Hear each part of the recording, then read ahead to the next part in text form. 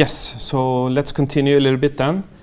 So we talked now all annotation is lost here, but basically these two numbers here gives us the SNR as the difference between these two numbers. So in this case, the SNR is equal to it's the RSSI and subtract off the noise level. So in this case is 15 dB, and we will see later on what the implications this has. Okay, then let's go to the medium access control here.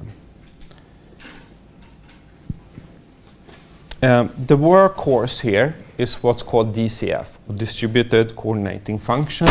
So basically it's a best effort method. It tries to deliver frames as best as it can, but makes no guarantees of this. So yeah, basic access service, asynchronous best effort of data. All stations contend for the medium. So the basic idea with carrier sense multiple access is that you listen before you talk, and with collision avoidance is that you are a little bit careful, a little bit conservative or polite, if you like, when you access the channel. So for this to work in Wi-Fi, there is a couple of time intervals which are defined, something called the diffs. And diff stands for Distributed Coordinating Function Interframe Space. So, or we just call it diffs here. So it's a certain amount of time. We'll see examples of what this time is. But the main idea with this is that we sense the medium during a time, a small interval in time, and if the channel is not busy during this time, we declare it as being available. Right? So it's not like we sample the channel at one particular point in time and says if it's busy or not. It has to be available during a certain interval, this diffs. So the main idea is that if the channel then becomes busy during a diffs, then we wait. Okay, and we wait until the current transmission is finished, and after that's finished, then we do a back off. If it's idle, then we transmit, we wait for an acknowledgement, we wait another diffs, and then we back off before we transmit the next frame. So in the best of worlds, communication goes on like this. That suppose we start up, that nothing has happened, we power off, power on here basically. And then in our station, we have a frame which is ready for transmission at this point in time. Okay. So we start here. Now we have a frame that's ready for transmission. Can we transmit? Well, first we have to wait for a diffs to check the channel if it's busy or not during a diffs. If it's not busy, then we start to transmit the frame, and we see later on that after the frame has been stopping, we wait for an acknowledgement from the other end, and once we're done with that, then this means that we have transmitted the first frame and it was successful. Now typically we have another frame that needs to be transmitted, and to transmit the second frame here, we first have to wait for a diffs. And this is basically to allow other users of the channel also a chance to come in. And then we cannot start to transmit at this point in time. We also need to back off a little bit here. And then we back off a number of these time slots, and we count down until we get to the end of the back off here. And if nobody else has access to the channel at this point, we can transmit the next frame and then wait for an acknowledgement. So basically, a frame transmission is a diffs. We transmit the frame, we wait for the ACK, we wait another diffs, and then we back off. Okay, and then we're back to, then we can transmit the next frame, wait for an ACK, wait for the diffs, back off, and so forth. And this back off thing is this collision avoidance idea. And we do that in order to spread out transmissions in time so we don't collide so often. Because collisions are costly here, because we cannot do collision detection, so frames can collide for quite a long time, and then they need to be retransmitted at a later point in time. This is similar to this idea about P persistence that we talked about earlier. Okay, so it's similar, but not identical to P persistent CSMA. Okay, maybe in more detail. So we have a source, we have a destination, so these are two stations, and then we have a bunch of other stations. So if the source has a frame ready for transmission at this point in time, it first has to wait for the diffs. Okay, nothing can be transmitted until immediately. We have to wait for the diffs, and the channel has to be available during this time. So in this case, it was available, and then we can start to transmit the data frame. During this point in time, during the transmission of the data frame, suppose one of the other stations also have a frame that's ready for transmission at this point in time. Now, whatever station that generates this has to listen to the channel, and then it will notice that this data frame is in the air, and then have to wait. So the station that has a frame to be ready has to defer access. It's another word for saying waiting, and has to wait until the ongoing frame transmission has been completed. Okay, so what is a frame transmission? Well, first of all, it's the transmission of the actual data frame. But then the data frame, if that reaches the destination and it reaches that error-free, then it will be sending an acknowledgement back from the destination to the source at this point in time. Okay, and the time between the end of the data frame until the ACK frame needs to be in the air is called a SIFS. And SIFS stands for short interframe spacing. So SIFS is less than a DIFS, which means that no other station can come in here and disrupt this acknowledgement frame, because it will have priority over other data frames, since the SIFS interval here is smaller than a DIFS interval. Okay, and once the acknowledgement has reached the source knows, okay, now this data frame has been successfully transmitted, and now I can start to transmit the next frame. Okay.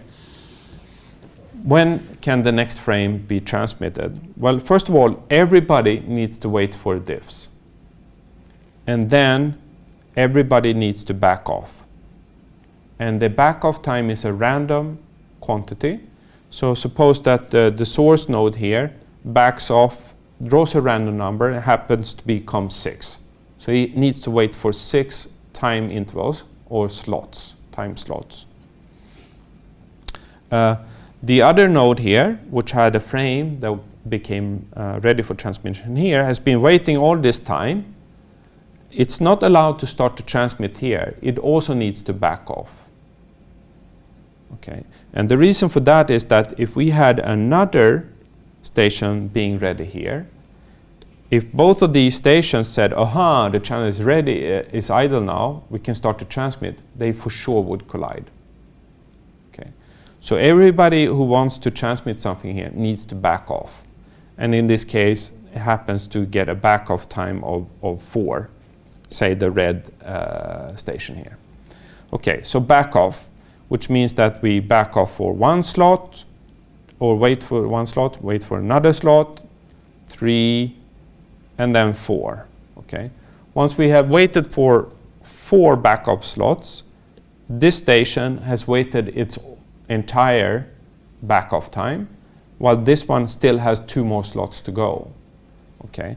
But the one with the lowest backoff number will win and will access the channel immediately after its backoff counter reached 0. So started with 4, 3, 2, 1, 0, and then boom, it transmits its frame. And then there is a SIFS, and then an acknowledgement, and then we're at this point in time. Okay, now this node is still in back off. It's backed off 4 slots, but they still have 2 more slots to go.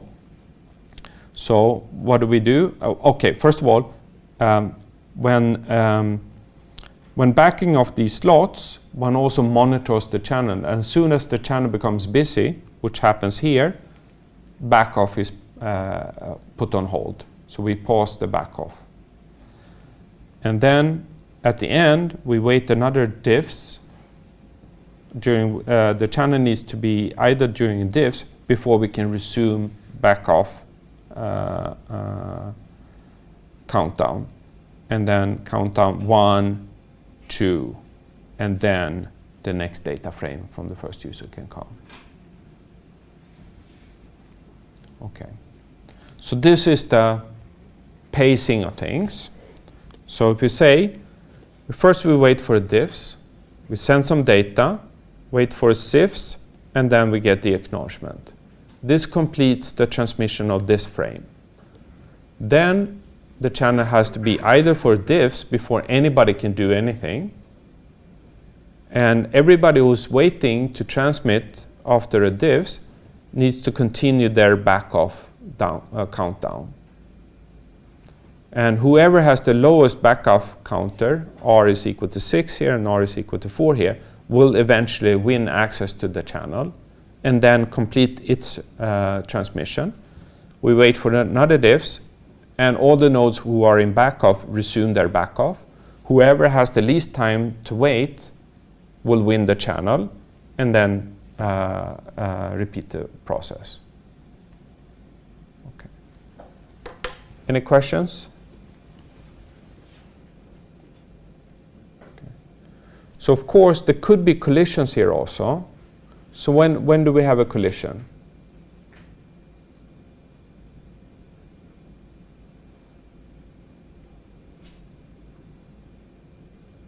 Yes. If they have the same backup time. Exactly. So suppose this was not 6 but rather 4. That would trigger a transmission at this point in time, and these two would collide. What happens then is that when they transmit these frames, most likely they won't get an acknowledgement, and then they back off and retry. Okay. So collisions are not impossible here.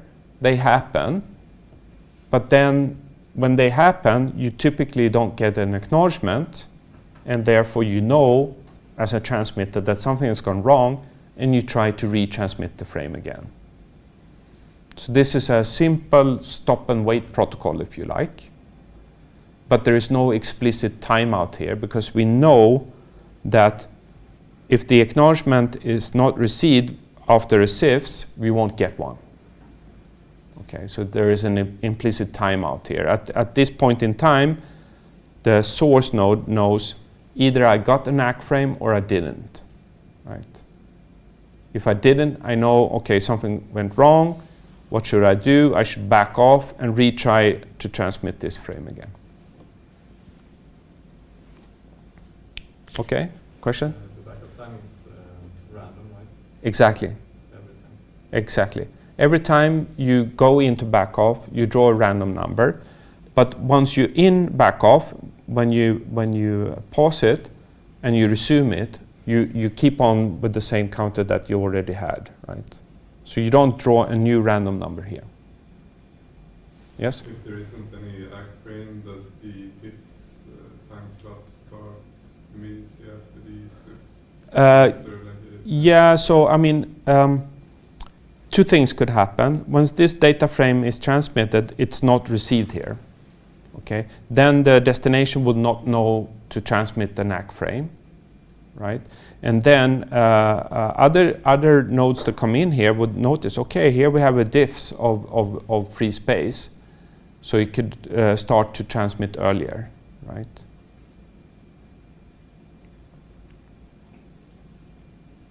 It's not sure, for instance, that these nodes heard this. Okay, yeah, there are many things that can go wrong here. It's hard to cover all the bases. Okay, we'll have a few more examples here. Maybe we can clear this up also. Important, however, is that the SIFs this time is smaller than the diffs, okay, which means that if a station became, oops, why? Oh no.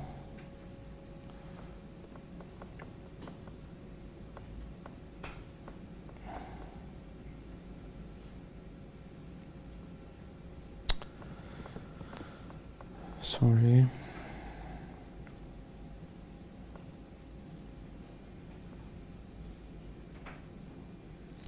Yes.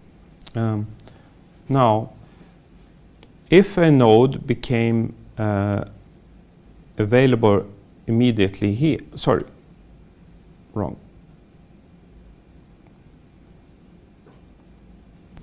Suppose a node started to sense the channel here. It can never start to transmit because the SIFs interval here is less than a diffs. So it can never do as the source node here, listen to a diffs and then start to transmit. Okay. So data frames needs to be preceded by a diffs of idle channel. An ACK frame needs only a SIFs. So an ACK frame has always priority over a data frame. Okay. So these interframe spacings are used to prioritize different frames. Okay. Yeah, and then for 802.11a with 20 megahertz channel spacing, what are these times? Well, the slot time, which is this time, is 9 microseconds. The SIFs is equal to, what does it say, 16 microseconds. And the diffs is 34 microseconds. So a diffs is roughly twice the SIFs, and the SIFs is what, 2, 3 of these, right? To give you a feeling for the time scales involved here. Okay, so the backoff procedure here, we draw this random number, this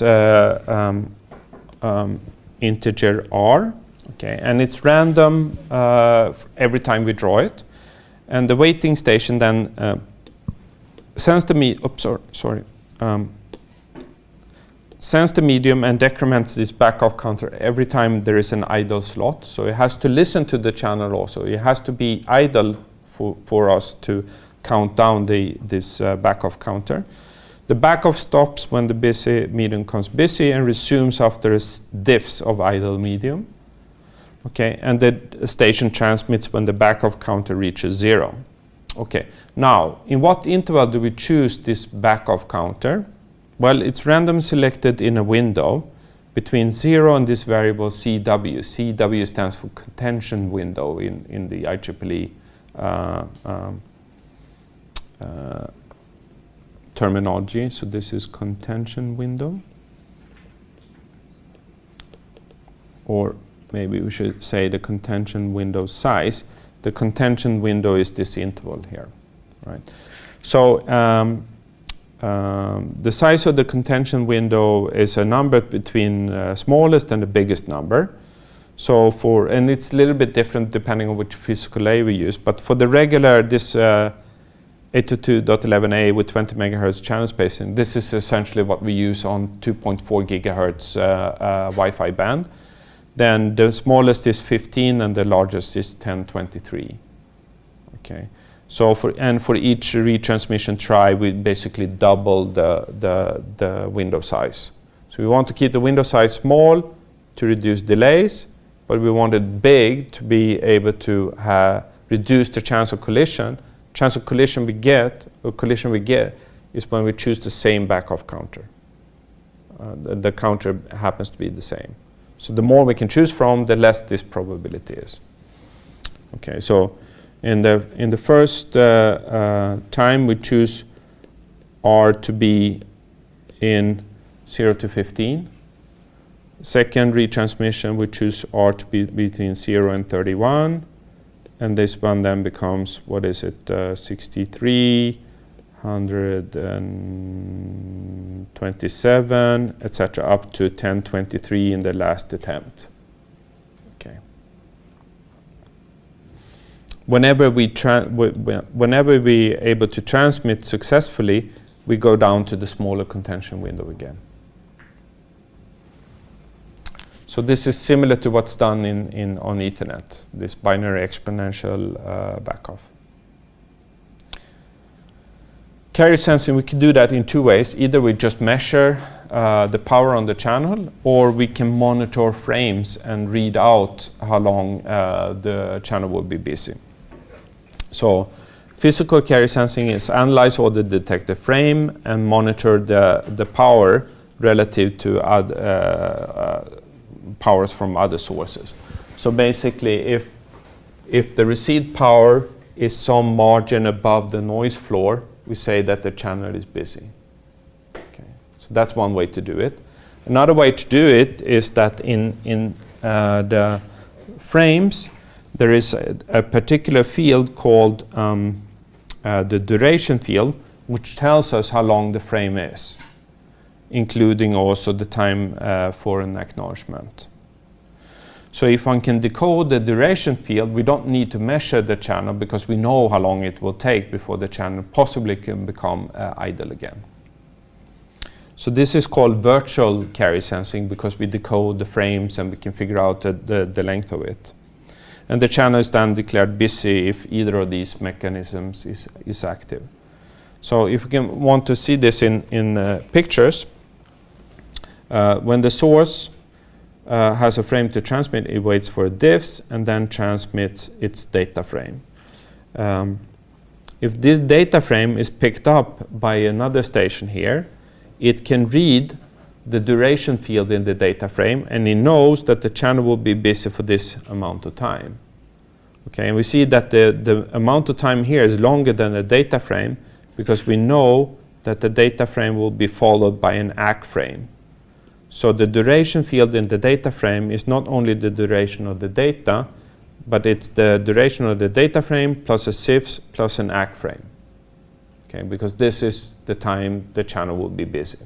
Okay, so somebody who can decode the data frame here figure out, okay, there is no need for me to do carrier sensing for a while because the channel will be busy.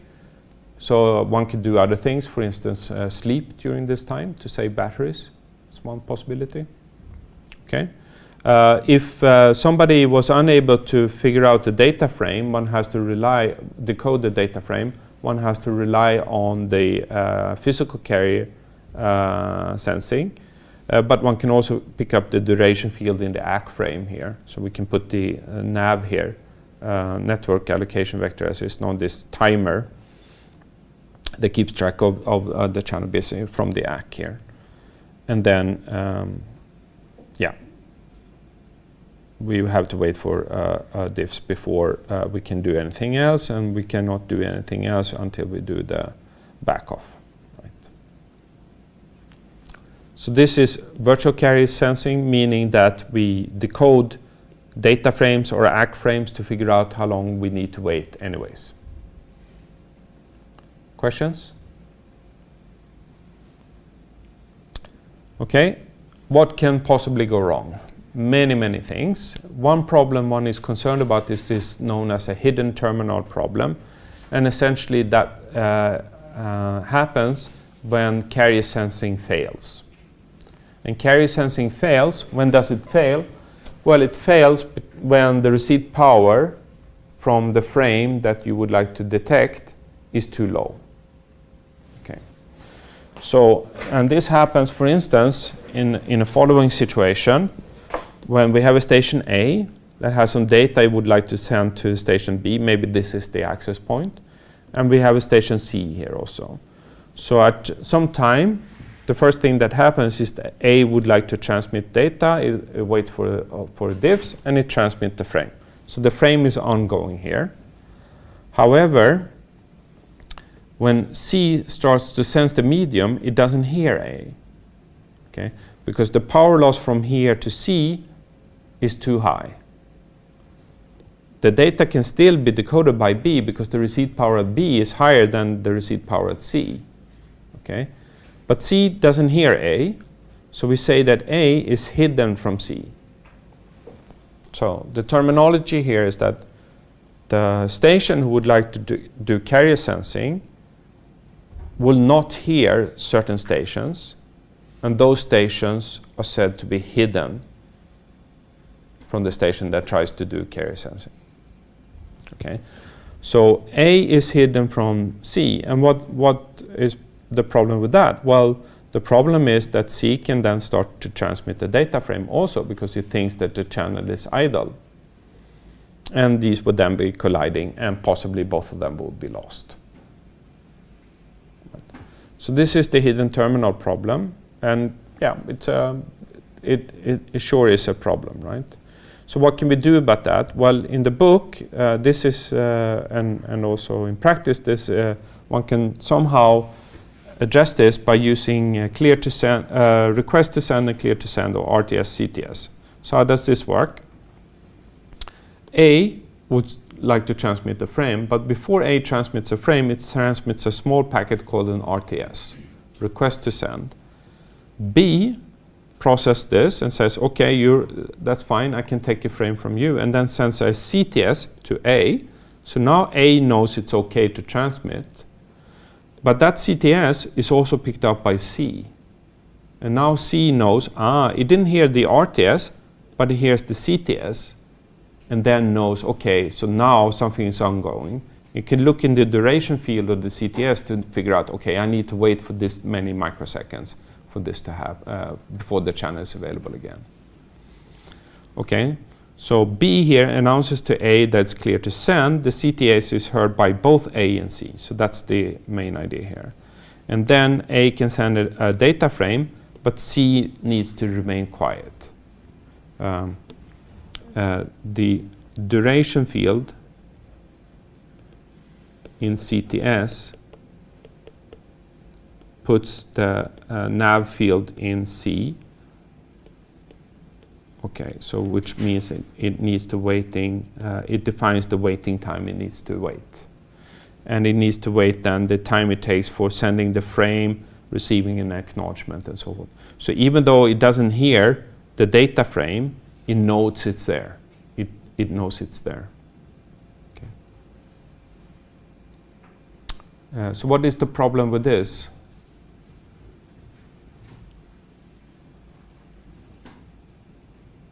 Well, the problem is that the RTS frame is also hidden from C. So if C sends an RTS at the same time, these will collide. Okay. So there could be collisions of the RTSs also, but then neither will get in CTS, and would figure out, okay, something went wrong. They will go into back off and then try again. Okay, but the problem, this is okay if the RTS frames are significantly smaller than the data frames. Then this coordination time is relatively small. Okay. There is also something called the exposed terminal problem.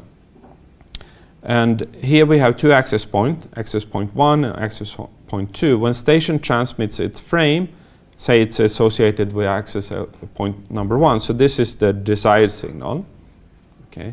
But then there will be interference generated to the access point, and will be also some interference going to station number 2 here. So what happens is that when station number 2 is doing carrier sensing, it will be blocked by this because it will think that the channel is busy. So, okay, and this is interference. Now, if station number 2, regardless of this, would be transmitting, it would transmit the frame to its access point. And it is like this, that here we have the useful signal, and here we have the interference signal. If the power of the useful signal is much higher than the interfering signal, it is possible to decode station number 1's frame, even though there is a collision. Okay. So, in radio, it's like this, that not all collisions are harmful. It's the power of the interfering signal to the desired signal, which is important. So suppose we had now some interference power going like this, meaning that there is an ongoing transmission which just increases the noise floor a little bit. If the receive power down to the noise floor plus interference, if that ratio is high enough, then we can decode the frame regardless. Okay. So the strongest frame wins if it's strong enough. Okay. If they equal power, they will probably kill each other. Okay. But if one is much higher than the other, that frame would win. Okay. So this is actually implemented in Wi-Fi cards today. It's called something called packet capture, that when the Wi-Fi card decodes the frame with the highest receive power. Okay.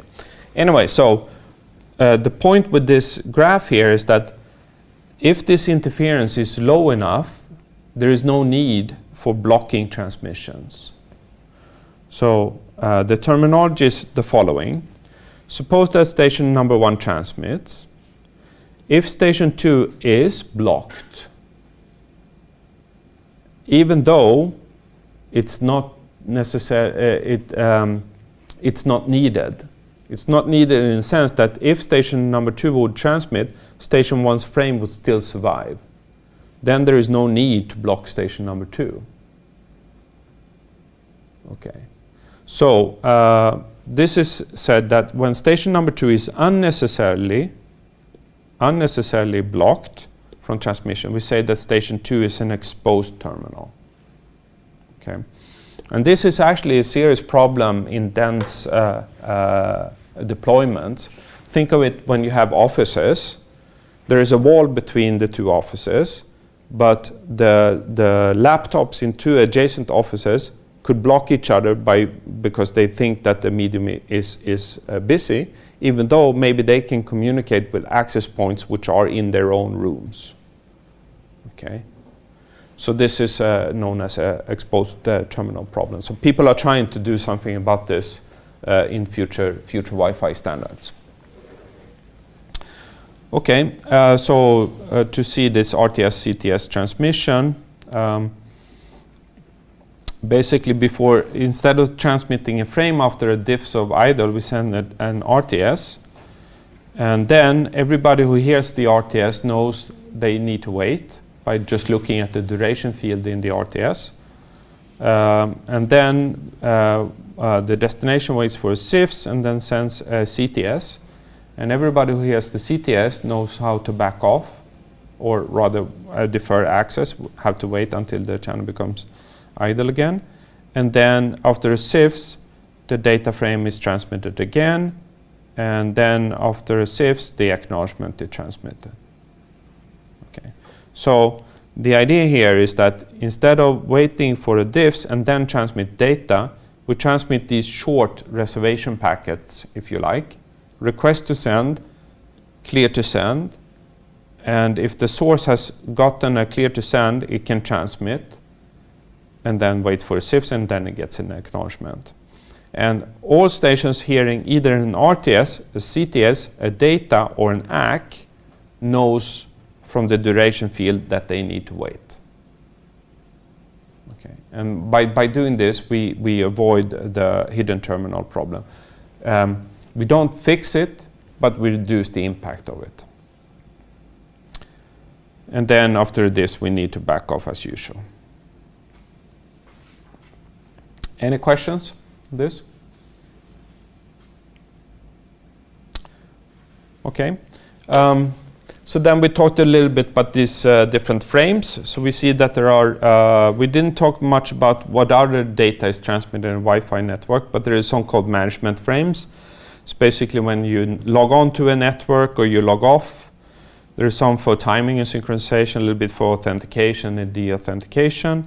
We have these control frames, which is the RTS, CTS frames or the acknowledgements.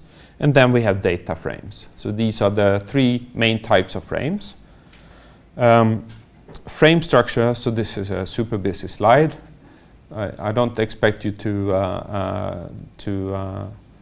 For the exam, I will not ask you how many bits there is in the non-frag field of this, right? So this is more for illustration than anything else. But basically, we have a frame body, which is the payload. We have a header, and then there is a CRC, just as in Ethernet, basically. CRC here is a little bit different from the Ethernet. So it's this CCITT 32-bit or 4-byte CRC. And it's the CRC over the MAC header and the frame body. Okay, so it protects both the frame body and the MAC header. The MAC header consists of a frame control field, duration. So this is the one that's used to set the nav field, to know how long you should wait until the channel could become available. And then there is a bunch of addresses here. And the interesting part here is that there are 4 address fields. A little bit surprising, but we'll see why this is needed in some cases. And there is also this sequence control here. But if we look in the frame control field here, it's 2 bytes, which means 16 bits, and are these bits. I won't go and talk about all of them, but one can say that to DS and from DS are 2 bits that says whether the frame should go to a distribution system, or if it's from the distribution system, and we'll see what that means in a second. And that will tell us how to interpret these addresses 1, 2, 3, and 4. Okay, so let's see the 3 cases here. It's a busy slide here, but what we want to do is that let's take an example here. For instance, let's take this case. It's the simplest case. Case number 1. We have a station A and a station B. Both of them are associated to this same basic service set. So if A wants to transmit to B, it can send a frame, and then we have 4 address fields. And the first address is B, the destination. The second address is A, the source. And the third address is the ID of the BSS. Okay. Now, this type of transmission is only done it's not done when you have an access point. So this one is when we have independent BSS, or ad hoc, if you like. But the more interesting case, when we have a infrastructure basic service set, we have an access point. So if the access point would like to transmit something to B, it transmits a frame where B's address is the first one, then the access point address is the second one, and the third address is the source of the information in the frame, which could be from A. So A has somehow transmitted its frame to the access point, who is now forwarding it to B. Okay. Now, we separate 4 devices in general here. The transmitting device is the device that transmits the radio signal. We have the receiving device, is the station that receives the wireless channel. We have the source, which is the station that generated the payload in the packet. And we have the destination, which is the station that will process the payload. Okay. So one can think of this as RX and TX. Maybe these are not, they're intermediate nodes. They're not at the end of this communication. And what turns out is that address number 1 is always the receiving device. Address number 2 is always the transmitting device. That's the general rule. Now, we need more addresses if the receiving device is not this, the destination. Okay, that means that the frame should go further. Okay. Then address 3 is the destination if this is not address 1.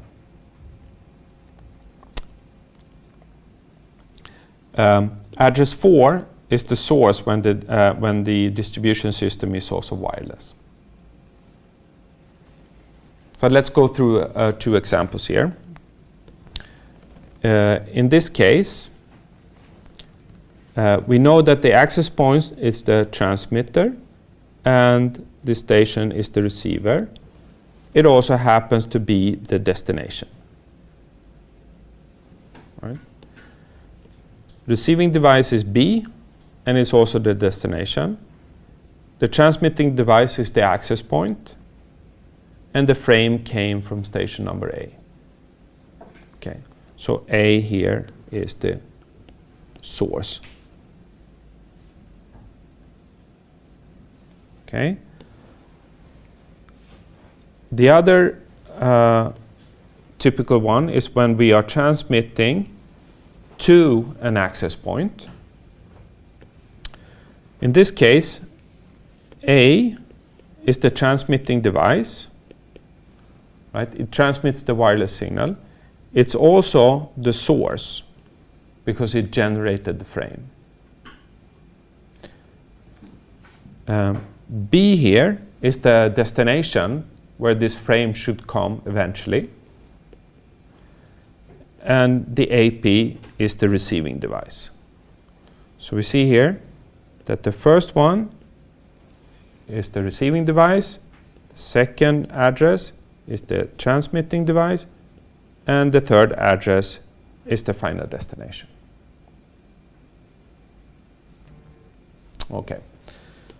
Now, to complicate things also, if we have a wireless distribution system here, then we need the fourth address here also. Because then, yeah, this, we don't care about that, right? No. So in this case, we have the transmitter and the receiver are neither the source or destination. They are just intermediate nodes. While A here is the source and B is the destination. So that probably told you more about Wi-Fi addressing that you ever care about. But that explains why we sometimes need 4 addresses. Okay. 2 more minutes, is it okay? Okay. Physical layer. Here we have a bunch of different modulation formats. If you remember from the project, you could choose between 2PAM and 4PAM. In Wi-Fi, there are a number of possible modulation formats, reaching from binary phase shift keying to 64 QAM, and they carry different number of bits per symbol. So why would you not always use 64 QAM with the most bits per symbol?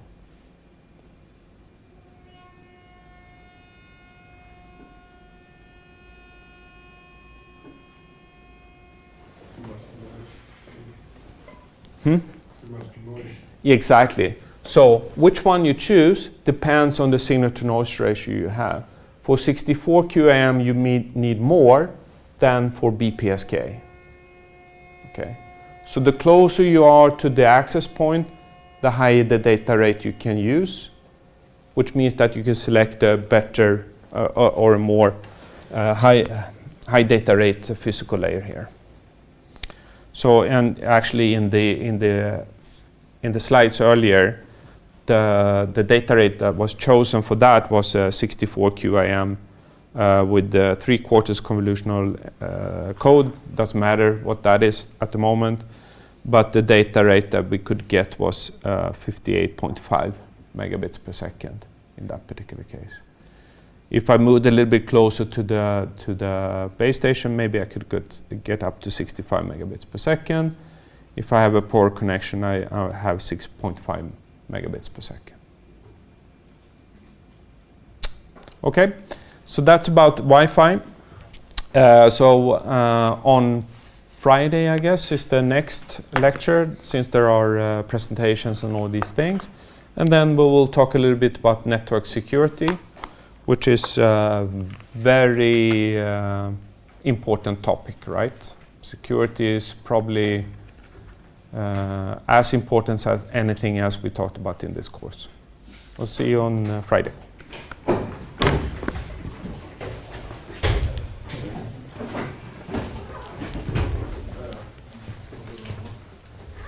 0